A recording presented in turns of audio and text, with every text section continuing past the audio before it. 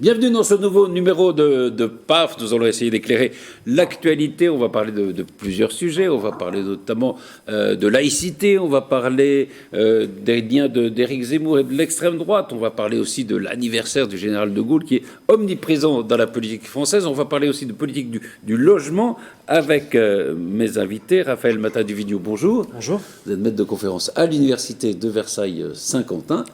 De droit public. Oui. Et vous êtes un des fondateurs aussi des surligneurs. Oui, j'ai commencé à écrire effectivement au début des surligneurs, oui. Voilà.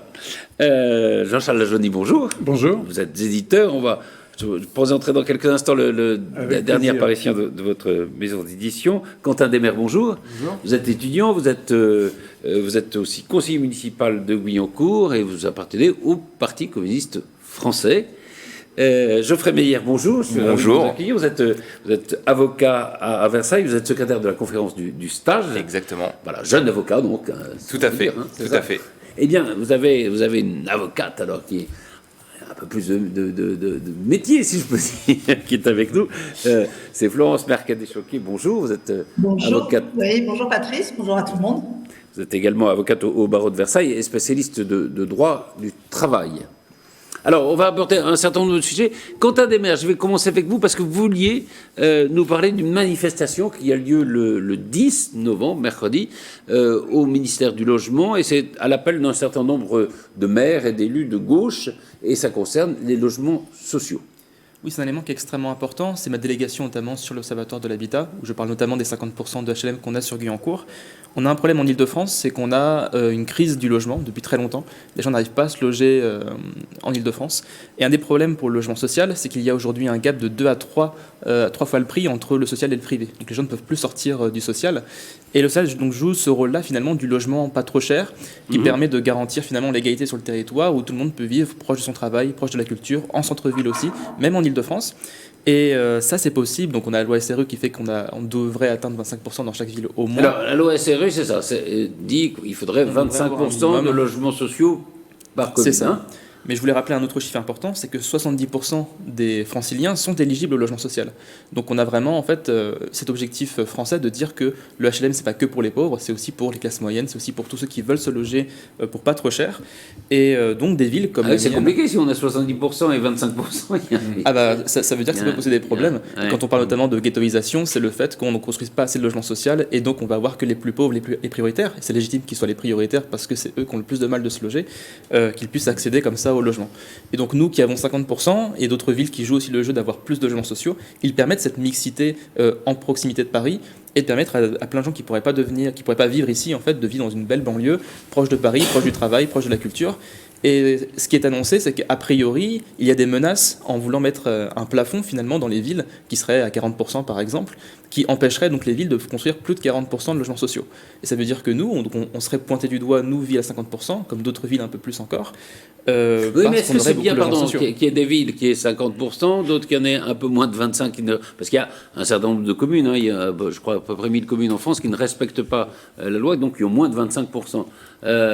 Est-ce que c'est bien, est-ce que c'est pas, on fait pas des ghettos, c'est comme ça, si on fait des villes à 60% de logements sociaux, il y en a. On est d'accord sur une chose, c'est qu'il faut que l'État tape sur des villes, mais pas sur les villes qui ont 50% ou plus, mais sur les villes qui, au contraire, n'ont pas les 25%. C'est qu'aujourd'hui, il y a des ghettos de riches qui se sont créés autour de Paris, où on exclut les gens par le prix du mètre carré. En fait, c'est simple, si on n'est que propriétaire et que le prix du mètre carré est très cher, on est sûr qu'on va se retrouver entre nous, dans notre petit milieu, sans les pauvres, on pourrait dire, ou sans les infirmières, sans les profs, sans ceux qui ont les revenus normaux, on pourrait dire.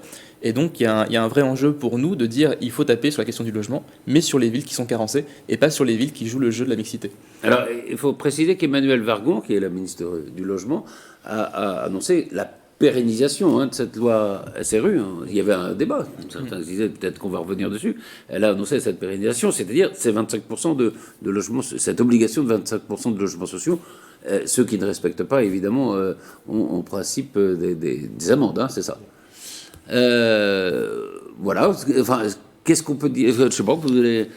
Non, alors ce qui est vrai, c'est que la question du logement est très importante et je rejoins Je rejoins Quentin. Oui, Quentin, je rejoins Quentin sur la question de la.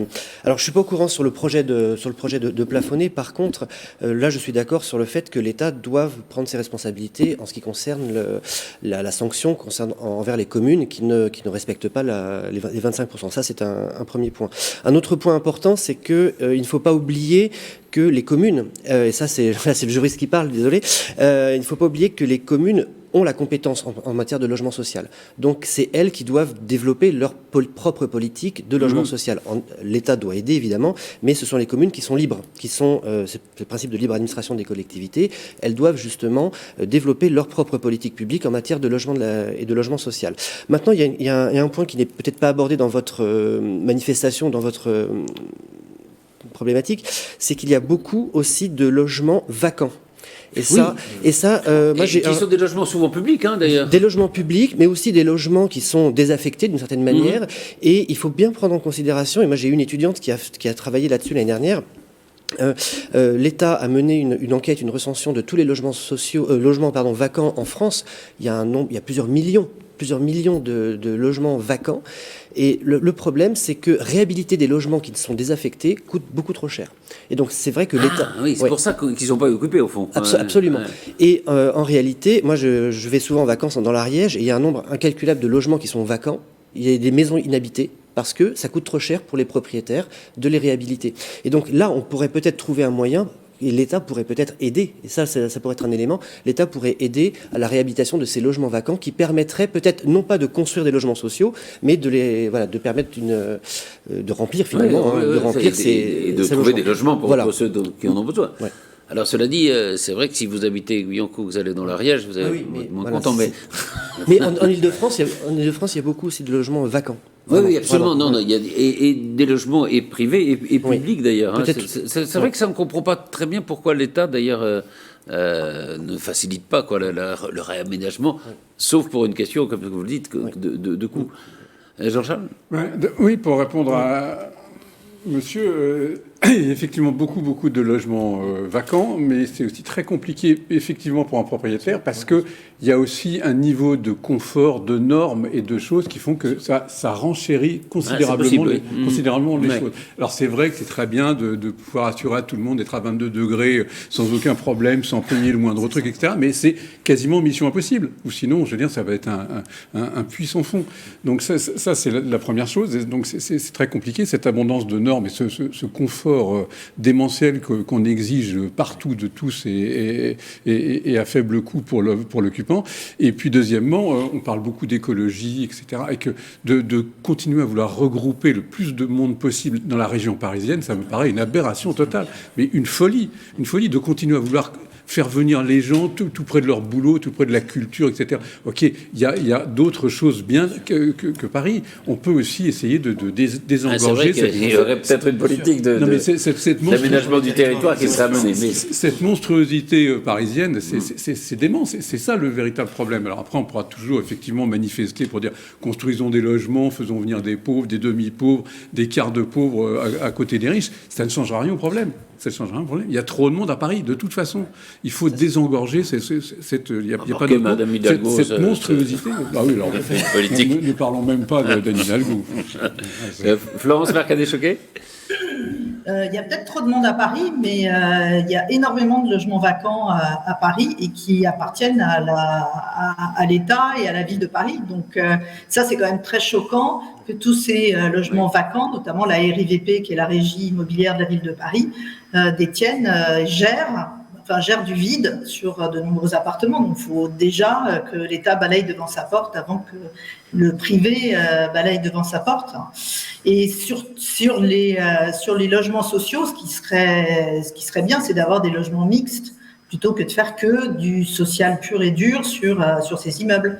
Et la mixité manque beaucoup, d'ailleurs, sur les logements qui peuvent être faits en périphérie de Paris.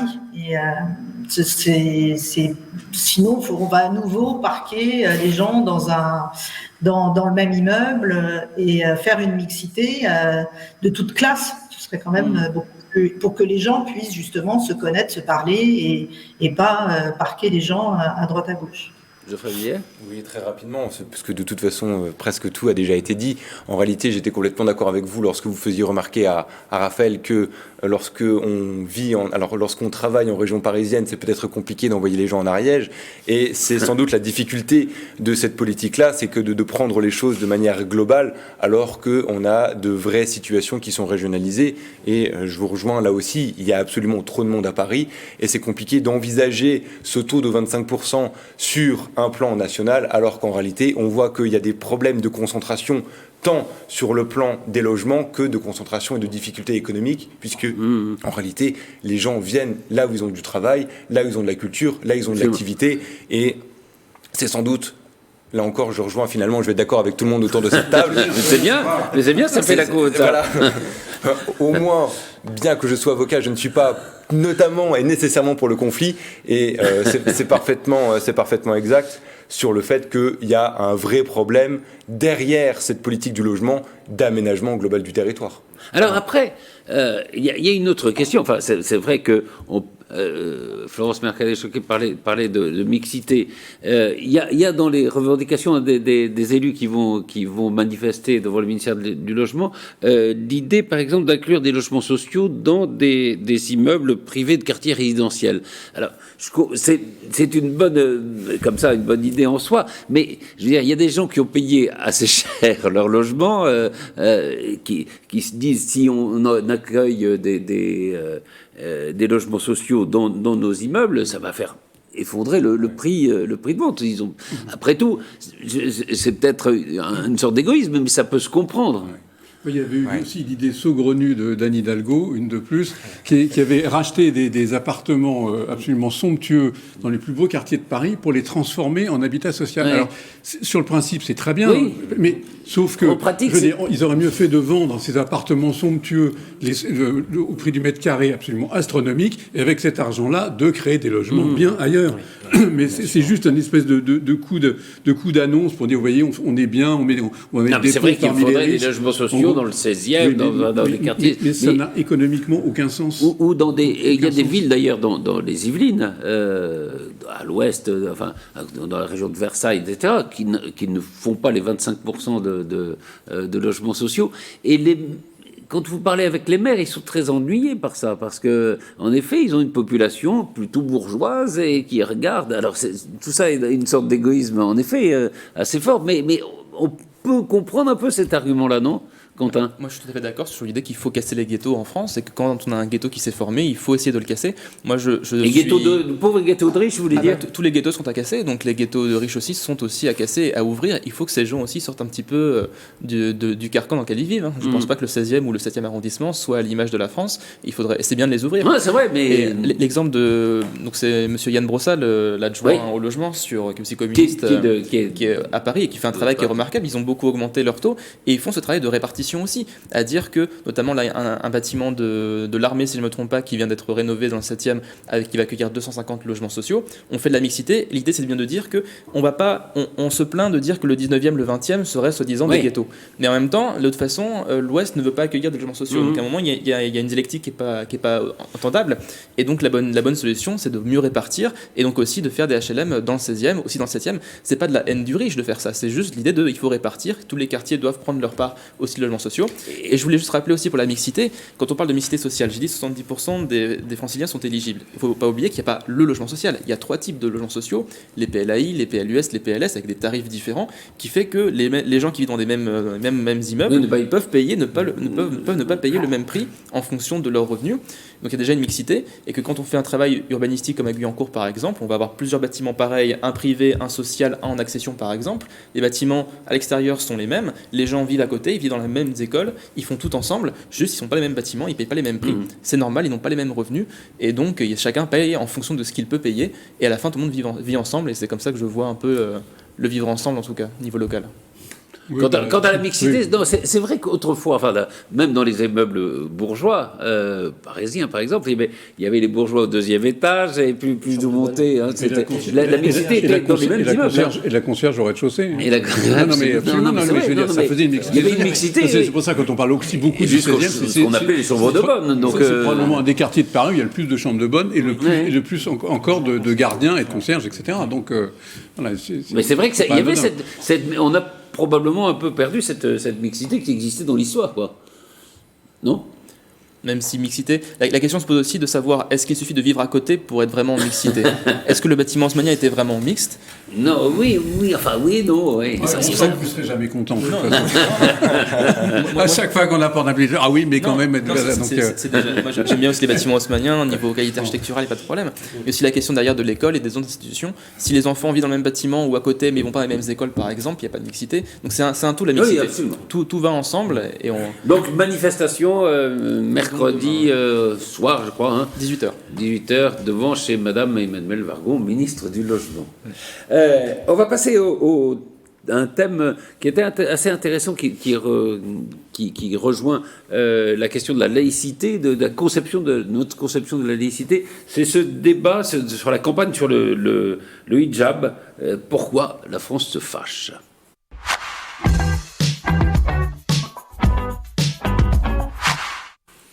C'est une campagne européenne.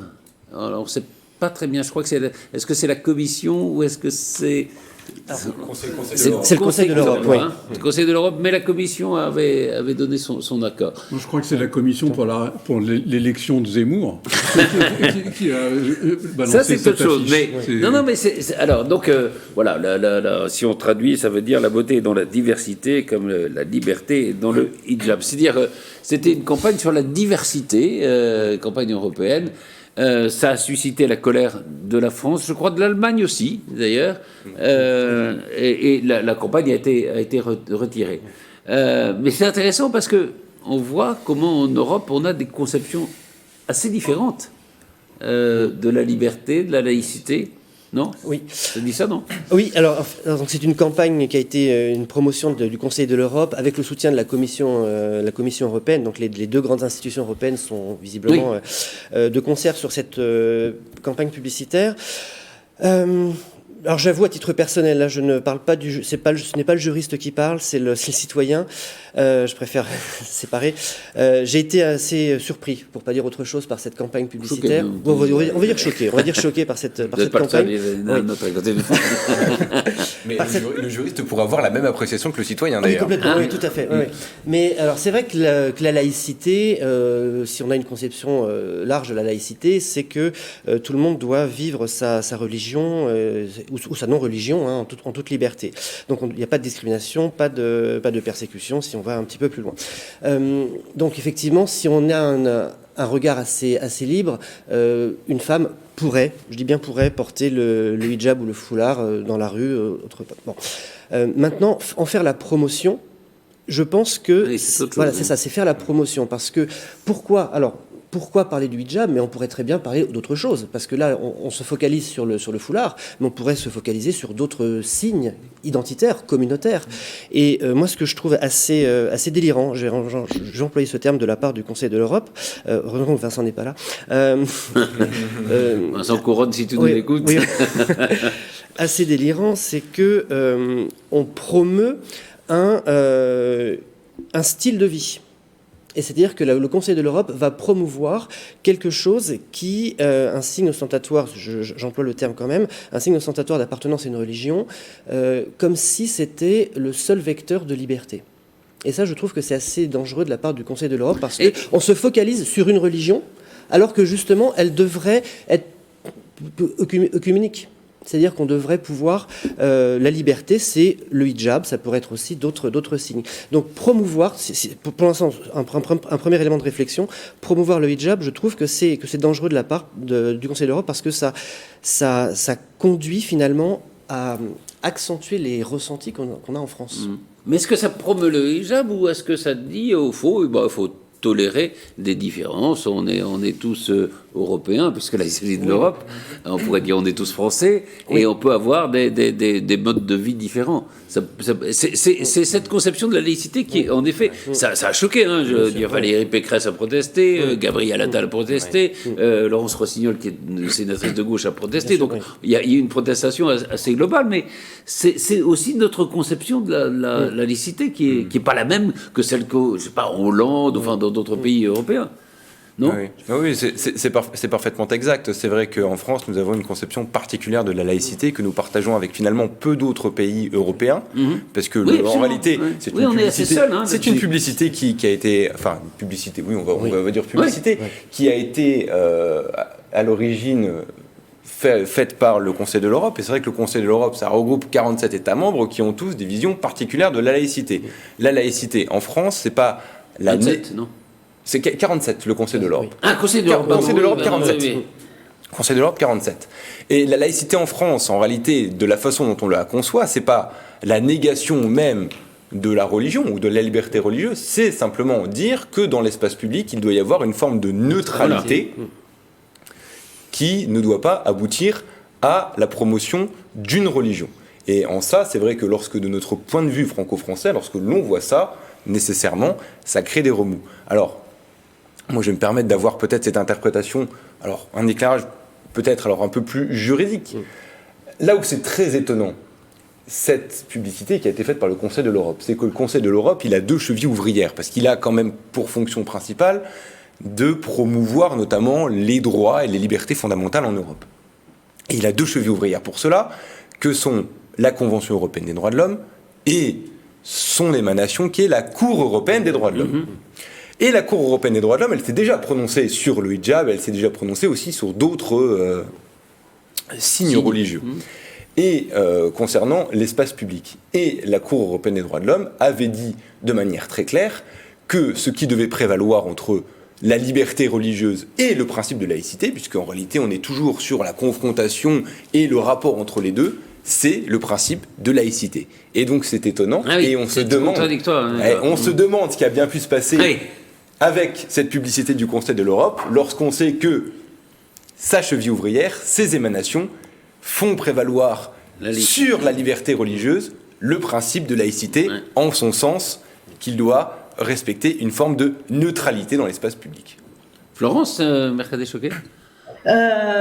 Moi personnellement, effectivement, j'ai été assez choquée, même si le but du Conseil de l'Europe, c'est de lutter contre les discriminations, contre la haine, pour la conscience, liberté de conscience, sur la liberté de la religion. Mais ce qui me choque beaucoup dans la promotion et dans l'intitulé, c'est au lieu de dire que la femme a la liberté de porter le hijab, il est dit que la liberté est dans le hijab. Oui, c'est vrai que c'est la formulation. La formulation est très mal. Voilà, cette publicité, entre guillemets, ou cette promotion est quand même très choquante, dans la mesure où peut-être que c'est plus une revendication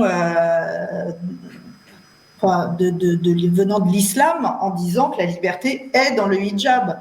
Quand on voit toutes ces femmes qui sont soumises, qui ont une pression, qui ont une contrainte, il y en a certaines qui effectivement le portent de manière libre, mais une grande majorité de femmes peuvent être aussi battues, voire même assassinées si elles ne portent pas le hijab. Donc la liberté, c'est pas le hijab. Et on se demande quand même s'il n'y a pas derrière aussi une pression islamiste, une espèce d'étendard et une instrumentalisation politique du Conseil de l'Europe. Je ne sais pas non plus effectivement ce qu'il y a derrière. Donc au départ, là où c'était probablement une bonne idée en allant sur les droits de l'homme de manière générale et pour lutter contre la haine, et pour faire valoir la tolérance, effectivement. Donc au départ, l'idée est bonne, mais à l'arrivée, je trouve que c'est une catastrophe. Quentin Desmaires et puis Jean-Charles. Moi, je n'ai pas grand-chose à rajouter sur ça. Je suis d'accord aussi avec ça. Je suis attaché à la laïcité à la française, on pourrait dire. Oui. Et donc, si vous ne l'êtes pas, vous alors. Et c'est vrai que j'ai envie de dire, au nom des athées, on parle rarement de nous, apparemment on ne pose pas beaucoup de problèmes, nous. C'est toujours les débats religieux, on pense toujours un petit peu à penser aux différentes communautés, on ne pense jamais à la plus grande communauté de France qui a priori celle des athées, puisqu'apparemment un dernier sondage a montré que 51% des Français ne croient plus en Dieu. Mais c'est la première fois qu'il y a une majorité. Donc nous sommes majoritaires, et donc...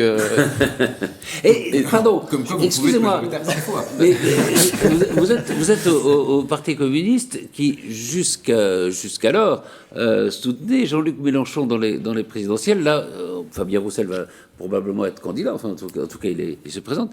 Est-ce que c'est pas un des désaccords que vous avez à gauche, justement, avec la France insoumise, ce rapport, justement, à la laïcité?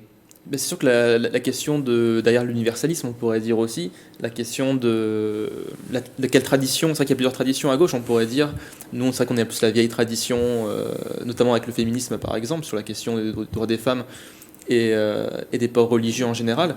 C'est vrai qu'on a toujours cette vision quand même de l'aliénation derrière, donc même si on n'est pas contre le port du voile dans le public, on admet quand même tout à fait très largement l'aliénation qu'il y a derrière un port religieux, parce que la religion reste l'opium du peuple, et donc... C'est pas tout à fait la position de la France insoumise. Hein. Et c'est pour ça aussi, c'est une des raisons, c'est pas la seule, hein, on a aussi beaucoup d'autres désaccords, mais c'est une des raisons qui font qu'on n'est pas... On a aussi nos différences, nos divergences, on se retrouve sur pas mal de sujets, il faut le dire, mais sur certains sujets, oui, il y a des divergences. Jean-Charles, Denis ? Oui, comment ne pas être d'accord avec tout ce qui a été dit sur cette affiche. Mais personne ne défend alors cette conception anglo-saxonne de la laïcité.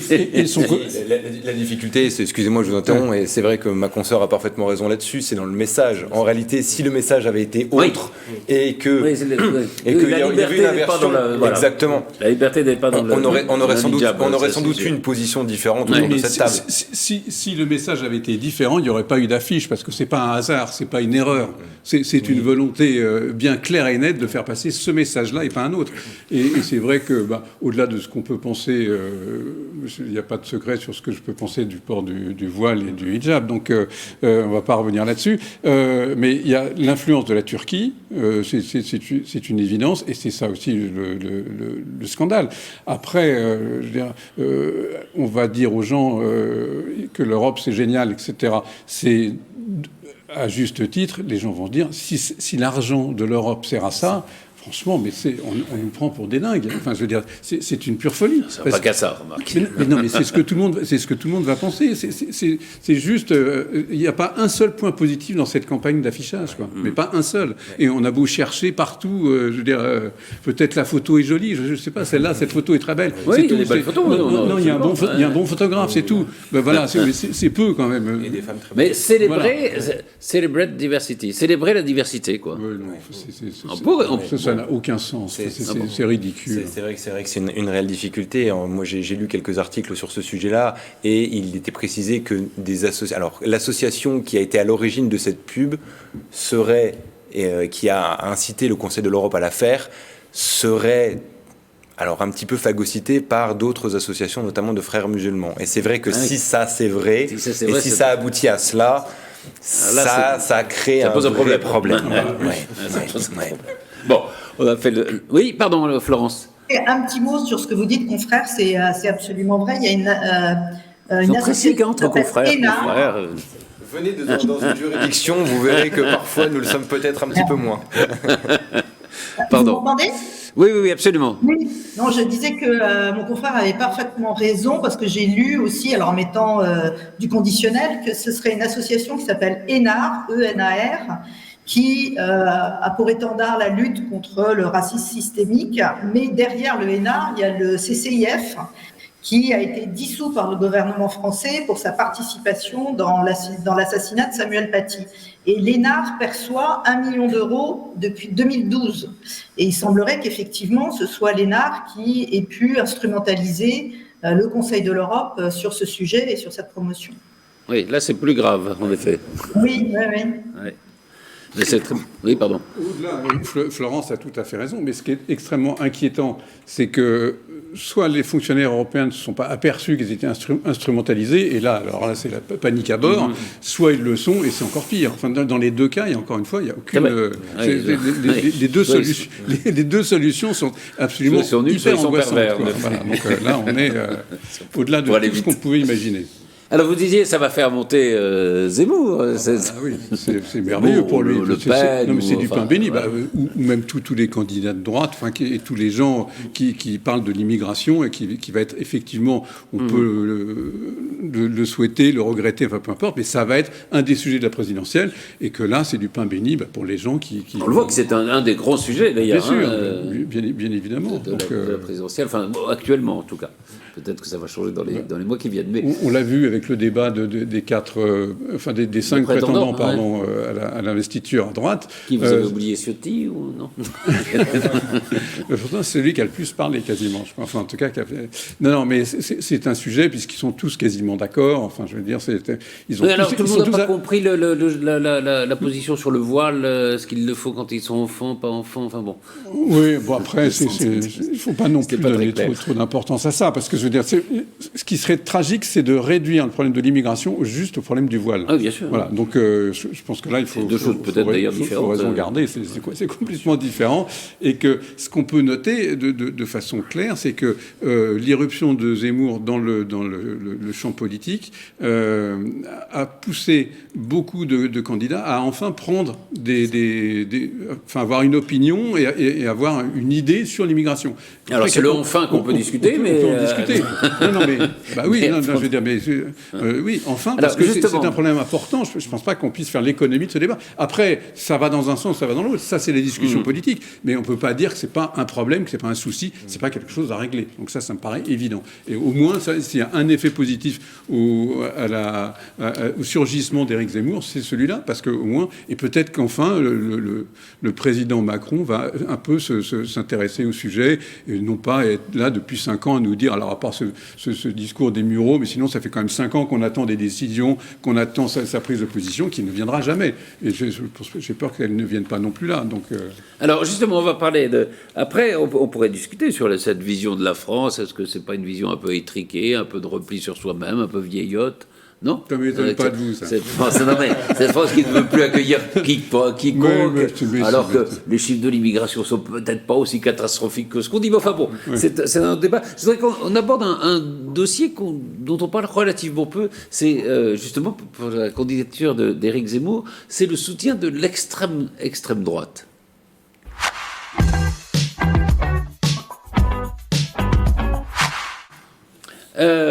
D'abord, peut-être, oui, un point sur l'électorat d'Éric Zemmour par rapport à Marine Le Pen. Il y a des études là-dessus. On voit que c'est un électorat moins populaire que l'électorat traditionnel du Rassemblement national.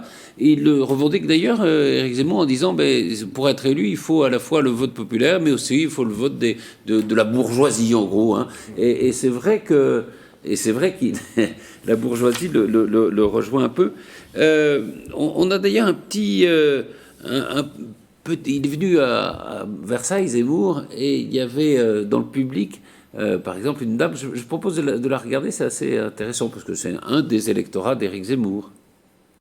Je vais vous dire, d'abord, très intelligent, ensuite il dit ce qu'on pense depuis 80, enfin 50 ans, quoi. Et on pouvait pas parler, vous comprenez? On pouvait pas parler, c'est ça. Donc il parle pour nous. Et c'est extraordinaire, parce que du coup, la télévision, ils sont complètement coincés. J'espère que vous n'êtes pas à la télévision. Vous êtes... C'est Evelyne 78. Hein? Vous venez d'où, là? Et c'est un électorat assez... voilà, c'était versaillais, c'était bourgeois, c'est un des électorats d'Éric Zemmour. C'est intéressant, d'ailleurs. Oui, monsieur. Parce que ça c'est plutôt un électorat... Est-ce que c'est un électorat qui vote pour le Rassemblement national, qui est plutôt à droite traditionnelle? Non, mais c'était difficile à dire, je ne sais pas ce que vote cette dame. Hein, Non, mais je crois que ce serait se rassurer à bon compte, et j'ai l'impression que beaucoup d'analystes politiques se trompent, parce qu'il y a un côté rassurant aussi pour plein d'hommes politiques connus et étiquetés en tant que tels, de dire Zemmour, c'est le Front National, les cathos traditionnalistes, point final, voilà, on a mis le paquet, on referme et on balance tout. Mais c'est pas vrai du tout. Ça déborde bien évidemment de ce cadre-là. Non, mais je veux dire, et faire abstraction de ça, c'est ne rien comprendre au danger, enfin, au surgissement de Zemmour. C'est penser qu'il ne séduit pas que des gens de droite et d'extrême droite, bien au contraire. Oui. C'est ça le truc. C'est parfaitement exact. Hein. C'est vrai que la possible candidature Zemmour, puisqu'il ne l'est pas officiellement encore, et une candidature qui est très transverse. C'est qu'il va séduire, et pardonnez-moi de vous faire observer cette peut-être dure réalité, des gens d'un très largement sur l'échiquier politique. Bien sûr, c'est un spectre énorme. Oui, Sans doute de l'extrême gauche vers l'extrême droite. Et il y a des gens qui se retrouvent en Zemmour parce que ils ont, même d'extrême gauche et même à gauche, cette position concordante avec lui sur les grands thèmes qui sont les siens. Mais cela dit, le vote populaire, le vote ouvrier notamment, il était majoritairement pour le Rassemblement national. Il est toujours d'ailleurs, à tel point que une partie de la gauche a même théorisé l'idée qu'il fallait plus aller chercher le vote populaire, mais plutôt le vote justement des nouveaux migrants, etc. Il y a eu des études là-dessus, c'est vrai. Je vais quand même rappeler une chose, c'est que tout d'abord, les classes populaires, elles s'abstiennent. Parce qu'on parle toujours que le FN est le premier parti du vote populaire. C'est un vote contestataire. Donc quand on est dans je pense notamment au nord par exemple, des territoires qui se désindustrialisent, il n'y a plus de travail, il n'y a plus rien. Les gens, ils contestent. Et qui a souvent été affiché comme étant l'opposant à tout ça, c'était Madame Le Pen. Et donc les gens votaient Le Pen. Mais pour autant, la majorité, encore une fois, des classes populaires, elles ne votent pas. Et donc, oui, il y a l'abstention, vous avez raison. Et donc ce côté de dire que les classes populaires seraient naturellement elles tendraient à être de plus en plus réactionnaires, j'y crois pas vraiment. Non, ils sont protestataires. Non, mais il y a un côté protestataire dans le vote, absolument. Qui va du coup voter pour eux. Parce que c'est vrai qu'aujourd'hui, niveau alternative ailleurs, elles n'existent pas beaucoup, ou en tout cas, elles ne sont pas beaucoup médiatisées. En tout cas, beaucoup moins que les courants d'extrême droite en général. Et donc la conséquence est là. Mais pour autant, les classes populaires, moi je suis contre l'idée de croire. Enfin, moi je dis ça parce que dans ma ville où je suis, où on fait beaucoup de porte-à-porte, on va parler aux gens directement. Et on a une population qui est très mélangée.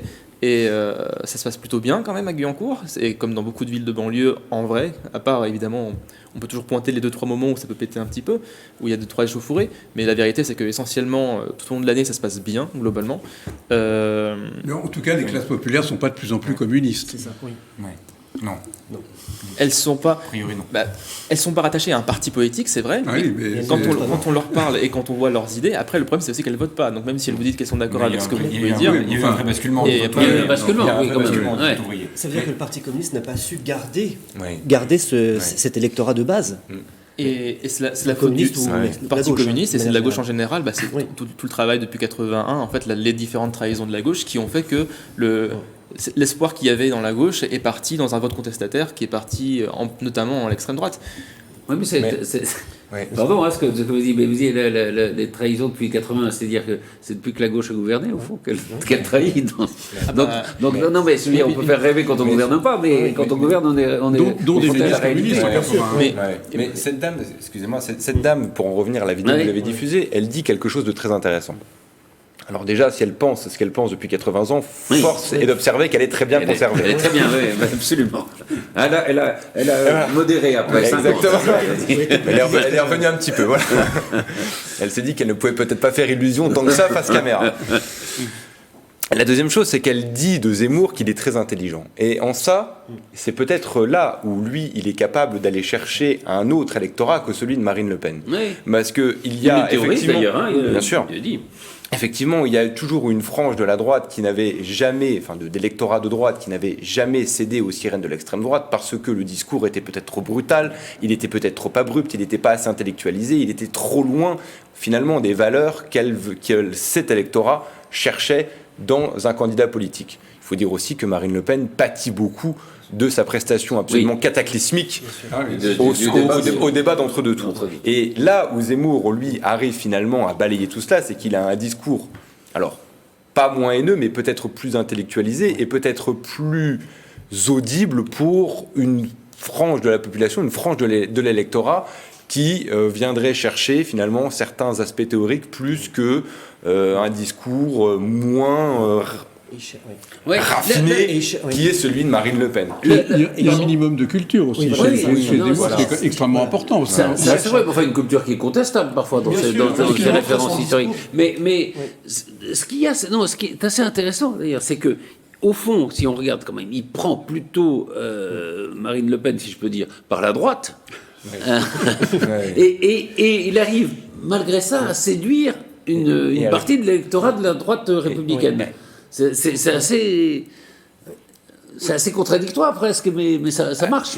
Après, il faut dire aussi que dans le paysage politique français, on n'a jamais eu autre chose à l'extrême droite que la famille Le Pen, qui finalement a été d'abord le discours de Jean-Marie Le Pen. Bon, à un moment, il y a eu Bruno Maigret, qui très clairement a fait scission avec Jean-Marie Le Pen, mais qui en était finalement une émanation en plus court. Et il n'y a jamais eu aucune alternative à l'extrême droite au discours de la famille Le Pen. Et c'est vrai que là, ça arrive. Je rappelle quand même que, et vous avez raison de parler de Maigret, que c'est l'année où il y a eu 2 candidats d'extrême droite, c'est-à-dire Maigret et Le Pen, que Le Pen est arrivé au deuxième tour. Oui, bien sûr. Donc, il faut faire attention en pensant que les divisions sont... Oui, c'est vrai. Bon, après, c'est vrai qu'à cette époque-là... Et là, il peut y avoir 2 candidats du même camp et peut-être quelqu'un au deuxième tour. Il y a une chose qui est intéressante, c'est que vous évoquez le surgissement de Zemmour, mais en réalité, ça fait très longtemps qu'il est là. Oui. Ça fait très longtemps, quand il était encore chez Ruquier, quand il était déjà chez Ruquier, son discours, on le connaissait en fait. Là, c'est juste qu'il a accéléré, si vous voulez, le mouvement. Mais on connaît son discours, on connaît sa pensée, et vous avez raison, il ancre son discours dans une histoire. Alors, on peut la contester, mais il ancre son discours dans une histoire, dans une culture. Il va chercher des racines assez lointaines. Alors, De Gaulle, on peut en reparler peut-être tout à l'heure, mais voilà, il s'inscrit dans l'histoire. Alors, c'est peut-être un grand mot, dans l'histoire de France. C'est peut-être ça, c'est peut-être là-dessus qu'il va capitaliser chez les bourgeois, comme on dit, ou en tout cas chez les personnes qui ont... Oui, c'est l'image de la France. Qu'est-ce que c'est la France, voilà. Qu'est-ce que c'est Il pose cette question-là. Et il s'appuie sur des piliers, alors qu'on soit d'accord ou pas, c'est pas la question, mais sur des piliers, la souveraineté, l'histoire, la grandeur de la France, et ça, je pense que ça peut... Il met des mots... Alors, quand cette dame, elle dit ça fait 50 ans qu'on n'en parle pas, peut-être qu'elle a raison. C'est-à-dire que lui, il a osé le faire. Il a osé prendre ces thèmes-là. Alors après... Que personne n'osait plus... parce qu'il y avait des tabous, il y avait des... Voilà. Et donc lui, il les prend... Il n'a plus aucun tabou, je veux dire. Non. Vichy n'est plus un tabou pour lui. Non. La dernière en date... Moi, ça me fait plutôt rire, mais enfin, c'est de dire, la non-culpabilité de Dreyfus est peut-être avoir blanc-bleu, quoi. Non, mais il n'y a plus aucun tabou. Non. Oui, mais les gens oublient assez vite ça, parce que ce qu'on retient d'un homme politique ou d'un futur prochain possible candidat, c'est l'écume des choses, c'est l'idée qu'on s'en fait. Donc, qui parle de Dreyfus et ses paroles lamentables sur Pétain et sur Vichy, pour la majorité des gens, c'est totalement oublié, ils savent même plus ce que c'est, etc. Donc, ça n'a pas d'importance pour les gens. Je ne dis pas que ça n'en a pas en soi, mais pour les gens, ça n'a pas... En revanche, quand il parle de son amour de la France, quand il parle du drapeau français, c'est un truc qui était complètement abandonné. Je rappelle qu'à l'élection présidentielle où Ségolène Royal s'était présentée, elle avait dit « Je voudrais que tout le monde ait un drapeau français chez elle ». Tout le monde s'était foutu d'elle, et en particulier son mari à l'époque, François Hollande, qui avait dit « Ah oui, nous on en a un chez nous, il est caché derrière le frigidaire ». Non, c'est ce que François Hollande, futur président de la République, avait osé dire quand on parlait du drapeau français. Donc lui, là-dessus, il a un vous n'êtes pas obligé d'être fanatique pour quelqu'un qui vous dit qu'il faut un drapeau français chez vous. Non, on n'est pas obligé de dire qu'il est coincé dans les toiles d'araignée derrière le frigidaire. C'est indigne. Enfin, alors, je voudrais qu'on aborde le sujet justement des rapports avec l'extrême droite. Et justement, je vous propose de voir quelques extraits d'un débat qui a opposé, qui s'appelait Zemmour, espoir ou imposture, et qui oppose alors d'une part Henri de Lesquen, qui est polytechnicien énarque, fondateur du Club de l'Horloge, et qui est représentant d'une droite extrême et assez antisémite. Enfin, on va le voir. Il était célèbre pour avoir voulu interdire notamment la musique nègre dans les médias publics. C'est un théoricien de la réémigration. Et puis, il a face à lui Thomas Joly, qui est le président du Parti de la France, qui a été créé par Karl Lang, qui était un dissident du Rassemblement national, qui est plus à droite que le Rassemblement national. On écoute un petit extrait. Le compteur tourne et que le compteur démographique et migratoire tourne, et que pendant que nous serons peut-être en train de discuter des sexes des anges, eh bien nous serons dans quelques années minoritaires dans notre propre pays. Donc voilà, à partir du moment où un candidat à l'élection présidentielle, quel qu'il soit, parle de remigration, parle d'invasion migratoire, de colonisation migratoire et islamique, eh bien je pense que c'est quelque chose de bénéfique dans la vie politique française, et quelle que soit l'issue de ces élections présidentielles, à partir du moment où ces thèmes essentiels essentiels sont mis dans le débat public, il faut absolument promouvoir les personnes qui mettent ces thèmes en valeur. Alors la réponse d'Henri de Lascaux. Le point important à signaler, c'est que jamais, alors ça c'est incontestable, le fourbe Zemmour n'a voté pour Jean-Marie Le Pen. C'est Éric son prénom, pas le fourbe. Le fourbe... Non, je vous ai laissé parler, laissez-moi parler. Je donne une épithète qui est de mon choix. Le fourbe Zemmour n'a jamais voté ni pour Marine Le Pen, ni pour Jean-Marie Le Pen à l'élection présidentielle, ni à toutes les élections législatives, sénatoriales, départementales, régionales, municipales, pour un candidat du RN ou du FN. Jamais! Ce qui prouve le peu de cas qu'il se fait en réalité de l'immigration. Parce que je sache, depuis 1972, en tout cas depuis 1984, 1983-1984, avec la percée du FN et de Jean-Marie Le Pen... Je croyais que le vote était secret. C'est son parti... Vous avez des informations que je n'ai pas. Non mais attendez, jamais il n'a appelé à voter pour un candidat RN ou FN. Voilà, c'est un débat assez passionnant, au deuxième degré. Ça relève de la sous-anecdote, ces deux pitres qui ne représentent qu'eux-mêmes, ils doivent être dans une pièce de 4 mètres carrés, je veux dire, ils se réunissent à deux, ils ont fait le plein de leur groupuscule. Est-ce que vous voulez encore un petit extrait pour la route? Non, surtout pas. Non, parce que ça n'a aucun intérêt. Non, alors, je ne le passe pas, mais c'était de Lascaux qui disait, alors il reprenait ce que disait Zemmour dans son livre quand il défend Dominique Strauss-Kahn et Tariq Ramadan, et il concluait, ça montre qu'on a affaire à un oriental qui n'est pas assimilé. En gros, qu'on a affaire à un juif, c'est ce que ça voulait dire. Mais c'était quand même intéressant. Pourquoi l'extrême droite, comme ces dissidents du Rassemblement national, soutient Zemmour?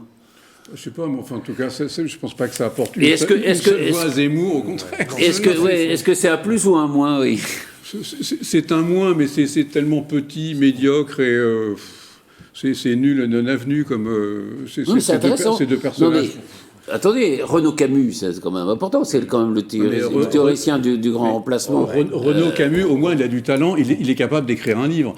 Voilà, ces deux pitres, on serait bien incapable. Donc non, franchement... Renaud Camus, alors c'est intéressant que vous en parliez, parce que j'ai été, moi, assez surpris de voir qu'il avait fait son retour en grâce sur une chaîne de télévision française il y a peu, oui, alors que... Sur CNews, sur CNews, pour ne pas la citer. Et c'est vrai que ce retour en grâce m'avait quand même fortement surpris, parce que, et ça c'est quand même aussi un autre exploit de Zemmour, lui avoir permis... Absolument. Finalement, le retour de ses idées au premier plan, parce que lorsqu'il y a eu l'attentat, alors, vous allez me rappeler la ville, c'était en Nouvelle-Zélande, il me semble que c'était Pittsburgh. Bon, bref, je vais pas vous dire de bêtises, mais un attentat qui avait eu lieu en Nouvelle-Zélande sur la base justement des théories qui avaient été émises par Renaud Camus sur le gros remplacement. Ouais. Et à ce moment-là, il avait été vilipendé par la communauté internationale, qui, pour le coup, lui prêtait peut-être moins de talent en termes d'écriture en matière de théorie et de théologie, parce que effectivement, c'était à cette époque-là très compliqué. Et finalement, Éric Zemmour a permis le retour de cette idée de grand remplacement véhiculée par Renaud Camus au premier plan. Ça, c'est quand même aussi absolument... Alors, pour le coup, on peut être d'accord ou pas avec Éric Zemmour, il faut quand même lui reconnaître cette vraie aptitude à faire réémerger des sujets et des personnes. Comme s'il y avait une chape de plomb sur laquelle, voilà, de sujets qu'on ne pouvait pas aborder ou de gens qui n'avaient pas droit à la parole, et c'est vrai que ça redonne ça. Est-ce que c'est bien ou pas bien? Il a fait sauter le couvercle de la bien-pensance. On est en train de vivre quelque chose d'assez exceptionnel. À un moment, la bien-pensance, c'est peut-être pas si mal que ça. Non, mais là, qu'est-ce que c'est que c'est... Florence Mercadet-Choquet. Je veux bien. Je voudrais dire deux mots sur la question précédente où j'ai pas pu m'exprimer sur Zemmour. Je pense que lui, il a sauté dans le gouffre du fait qu'il n'y a pas d'homme politique qui sort du lot dans les autres partis traditionnalistes, et il veut être l'homme fort qu'on n'a plus dans les autres partis. Ensuite, je voulais juste dire qu'on a quand même un peu oublié qu'il a été condamné à plusieurs reprises, et ça, personne non plus, même s'il a purgé sa peine, et même si on a le droit à l'oubli. Mais pour autant, il a quand même été condamné sur des propos tels qu'il continue à les tenir. Et si vous me le permettez, j'aimerais revenir sur cette histoire de compteur migratoire et ou sur le fait qu'on deviendrait minoritaire dans notre pays. Et alors là, je déplore le fait que les journalistes ne soient pas capables de reprendre les chiffres sur la migration, ou si je peux en 2 secondes dire que les entrées en 2019, c'est 272 000 personnes qui arrivent avec un titre de séjour, dont 92 000 étudiants. Donc c'est aussi bon pour le rayonnement de la France d'accueillir des étudiants étrangers. Et je parle des étudiants hors UE. Il y en a 45 000 qui obtiennent un titre de séjour parce qu'ils ont un lien avec une personne française, donc majoritairement sur le mariage. Il y en a 43 000 par le regroupement familial, donc il y a bien un droit à la famille que la France défend. Et il y a 38 000 réfugiés ou malades qui viennent se faire soigner en France. Et les autres, ce ne sont que 19 000. Et donc, si on prend le taux d'immigration depuis 10 ans, la France a un taux d'immigration de 0,4% et on est en dessous du taux d'immigration de l'Europe, qui est de 0,7%. Alors, quand on vient nous dire qu'on est minoritaire, ça, ce sont des chiffres que j'ai repris dans le cours de François Héran, qui est professeur au Collège de France et qui est en charge d'une chaire sur la migration et les problèmes sociaux sur l'année 2020-2021. Et quand on regarde ces chiffres qui sont des chiffres de l'INSEE et de l'OCDE, on ne peut pas nous dire comment est-ce qu'on peut dire qu'on va devenir minoritaire et comment est-ce qu'on peut dire qu'il y a un flot de migration. Et je n'arrive pas à comprendre que l'ensemble des partis politiques puissent venir faire le sujet majeur, le problème de migration. C'est là qu'il est fort. Quand je parle de sujet majeur, et que le sujet majeur, c'est l'écologie et c'est les problématiques que l'on rencontre qui sont extrêmement grave sur les années à venir et où il y a un vrai challenge. Et je pense que le problème et le sujet majeur de nos politiques devrait être celui-ci. Et je ne comprends pas qu'on les alpague pas sur ces chiffres. Et je ne comprends pas parce que tout le monde fait la course à l'échalote derrière à l'extrême droite sur la problématique de la migration. Quentin Nemer? Je suis complètement d'accord avec ce qui vient d'être dit. Il y a aussi les chiffres de l'INSEE qui sont sortis disant que l'immigration rapportait plus d'argent qu'elle ne coûtait à la France. Donc c'est aussi une chance, l'immigration, et aussi pour tout un tas de métiers que les Français ne veulent plus faire. Donc il y a aussi un besoin de main-d'œuvre sur certains métiers que les gens ne veulent plus faire. C'était le grand argument de Tapi qui avait sorti à Zemmour. J'aimerais que les immigrés arrêtent de travailler pendant 15 jours. Il y a l'état de la France, qui n'était pas totalement faux d'ailleurs. Et moi, je suis aussi attaché à cette idée républicaine de la nation par l'adhésion. Et donc, l'origine ethnique et autres ne doivent pas être prises en compte dans la construction de la nation. On le voit. La France est construite par. Alors après, bon, non mais il y a les chiffres, il y a tout ça. Mais après, on ne peut pas nier qu'il y a un ressenti, on dit, c'est comme la température, quoi. Oui. Il y a une question qui se pose. Et on parle du chape de plomb qui et vous parliez tout à l'heure, par exemple, de ghetto. Il y a ça aussi, c'est un des problèmes. C'est vrai qu'il y a des quartiers, ce qu'on appelle les quartiers perdus de la République. Ça existe quand même. Non, mais là, tu as tout à fait raison. C'est un mot tout à fait exact. Il parle d'adhésion. Il n'y a pas de problème d'immigration s'il y a adhésion. Tout problème de l'immigration est qu'il n'y a pas une adhésion automatique, c'est le moins qu'on puisse dire. Donc voilà, nous ne tournons pas autour du pot. Le problème, il est là. Il est juste là, sur ce mot d'adhésion. Il n'y a pas d'adhésion parce qu'il faut aussi une république derrière qui mette... Nous, par exemple, il y a plein d'endroits où on se bat, tu parles de toute la France en général, on se bat pour que les services publics restent dans les quartiers. On se bat pour que les gens ils aient encore la poste, qu'ils aient encore l'école, qu'ils aient encore le travail à côté. Si les gens sont bien accueillis en France et qu'on leur montre à quel point la République est généreuse et qu'elle est incroyable, bah oui, il y aura plus d'adhésion que si on a une République très honnêtement, si la France s'accueillait si mal que ça, il n'y aurait pas, alors en dépit des chiffres qu'on vient de nous sortir, il n'y aurait pas tant de gens à vouloir rentrer. Quand même plus de gens qui veulent rentrer que de gens qui veulent sortir. Donc arrêtons de dire que la France maltraite les gens qui arrivent. C'est d'une énormité. Enfin, c'est pas qui maltraite, totalement faux. Juste... Mais non, mais c'est dire, il y a un moment, il faut être un peu réaliste. Non, la seule chose, c'est que les chiffres qui ont été donnés sont, je les remets pas en cause, mais on parle de l'immigration légale, c'est-à-dire les personnes qui ont un titre. Il y a aussi l'immigration illégale, et ça, les chiffres, on les a pas. Par nature. Par nature, on les a pas, et donc malheureusement, enfin, il y a aussi ces chiffres-là à prendre en considération. Je voulais quand voudrais revenir rapidement sur la chape de plomb sur l'immigration. Moi, je suis un enfant de la télé, un enfant des réseaux sociaux. J'ai quand même l'impression, depuis que je suis né, qu'on parle d'immigration tout le temps. À tous les débats présidentiels, il y a toujours la question de l'immigration. Oui, donc moi, j'aime pas cette idée qu'il y aurait apparemment d'un coup, il y aurait quelqu'un qui arrive et qui parle de tout. Non, tout a déjà été dit. Tout a déjà été dit. Il arrive, et c'est pour ça que ça marche bien. C'est parce que c'est tellement imprégné dans le débat, parce que les médias en parlent beaucoup. Et moi, c'est presque quelque chose que j'ai envie de condamner. Et je suis tout à fait d'accord sur la question des vraies problématiques des gens. Je me souviens de Giscard, je me souviens de Chirac, je me souviens de l'énergie explose. Il y a toujours eu des propositions sur l'énergie explose, les gens payent toujours plus pour la question de l'énergie. Et quand ils ont été au pouvoir, ils n'ont pas fait autre chose que ce que... Moi, j'ai quand même l'impression que plutôt que parler des vrais débats qui touchent les Français sur leur pouvoir d'achat, sur l'énergie qui coûte de plus en plus cher, on leur parle d'immigration tout le temps. Et finalement, pour moi, c'est pas là le problème. On a parlé aussi des énergies, on est en pleine COP26, et finalement, on parle que des problèmes d'immigration, comme si le seul problème qu'il y avait en France, c'était l'immigration.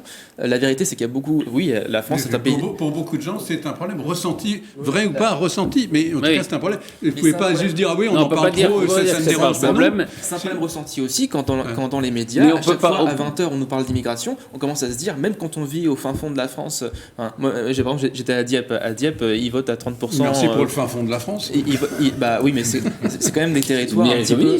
C'est mairie communiste. Et d'ailleurs, c'est intéressant, ils gagnent 60% pour les municipales, mais le FN fait 30% aux autres élections. La seule élection où le FN fait 5-6%, c'est hors des municipales. La preuve que localement, quand on fait des bonnes politiques, on peut lutter contre le FN. Et la France populaire, elle veut ça. Elle veut aussi qu'on réponde à leurs vrais problèmes. Et pas toujours d'immigration. On n'en va pas. J'aurais beau aimer, on était le 9 novembre, qu'on parle de Gaulle superstar, mais... Moi qui a parlé de mon livre. Ah, très vite, pardon, de Jean-François Prey, Mansour. Jean-François Prey que j'ai reçu ici pour son précédent livre, qui est un chroniqueur hippique voilà, très connu, qui vit en Normandie. Ça se passe en Normandie aussi ? Non, là ça se passe au Qatar et à Paris. Oui, Mansour, et ça parle d'élection présidentielle. Pas celle-là, mais voilà, c'est un tueur à gages qui veut tuer les candidats à l'élection présidentielle. Merci beaucoup. Bah, on va le dire très vite. Jean-François Prey, Mansour, aux éditions La Joanie. Merci infiniment, Raphaël. Je vous libère. Les étudiants vous attendent. Oui, merci beaucoup. Merci. Merci à tous et à très vite pour un nouveau numéro de PAF.